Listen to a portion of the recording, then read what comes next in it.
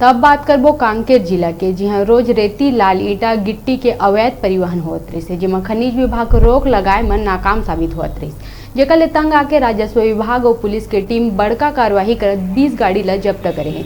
खनिज विभाग के उदासीनता के रवैया के कारण अवैध तस्कर मन के हौसला दिन ब दिन बुलंद होत रही से, जेकर कारण दिन दहाड़े आमतौर पर ये परिवहन ला देखे जा सकत रही से, जेकर रोक लगाए बर अचानक एक कार्रवाई ला अंजाम दे गई।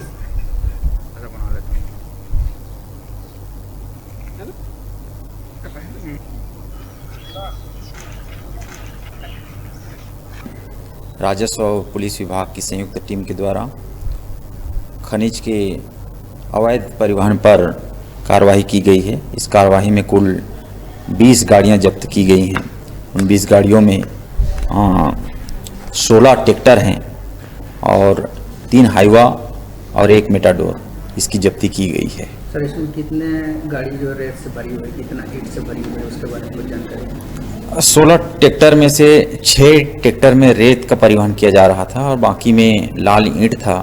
3 हाईवा में गिट्टी का अवैध परिवहन किया जा रहा था। इन सब की जब्ती कर माइनिंग एक्ट के तहत कार्रवाई के लिए प्रेषित किया गया है।